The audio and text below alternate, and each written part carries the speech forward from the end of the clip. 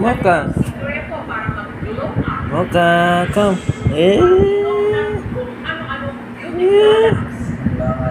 Mocha.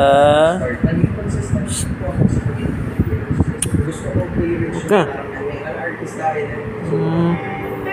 Uy. Ay, ay, ay, ay, ay, ay, ay, ay.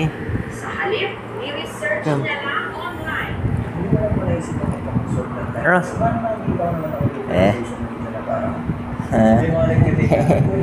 Effective naman daw kung una, achieve ang pinangarap niyang glowing skin. Kaya tuloy pa niya ang pag-inom ng mga ito. Hoy! Momo! Lala! Pero ito lang nakaraang taon. You're a lion? Sumakit ang kanyang Lion? kaya si Aaron Yung sanag.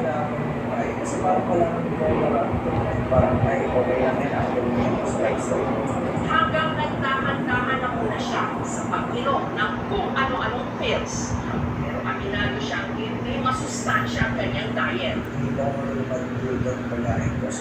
May mga stock ko lagi na mga process food. At nung muli siyang magpakonsulta sa doktor, nalaman na lang niya meron na pala siyang stage 5 CKD.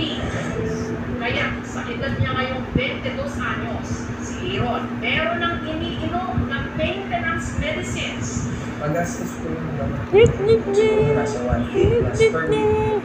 Tatlong beses din siya kada linggo kung mag-dialysis. Bilang Mocha. nagkatutuo sa kanya ang virus Mocha. na glow up now sa dialysis ni Later. Mga beauty products, pills, mga anti-hypertensive, lahat yan pwede mga apekto sa organ ng tao, lalo sa baby. Hanggang maaari, huwag abusuhin. Lalo na wala kayo ng doktor. Sana na-stop ako sooner na wala ka ako sa state. Ibigay ko sa kanya yung nabong Para sa mga may sakit sa bato, ang isa sa mga paraan para mabigyan sila ng bagong pag-asa, kidney transplant o paglagay ng bagong kidney o bato na galing sa donors. Ito ang nakitang solusyon ni Justine na na-diagnose din ng stage 5 chronic kidney disease nung siya 15 anyos pa lang. Hilig daw kasi talaga ni Justine ang maalat na pagkain. 4 years old po ako na natandaan ko. Pag binigyan po ako ng pera, takbo ko po agad sa tindahan, tapos bibili po ako ng mga chichirya. Araw-araw po ako halos sobrang. Lalo na po until high school. Kapag po binibigyan po ako ng water ng parents ko,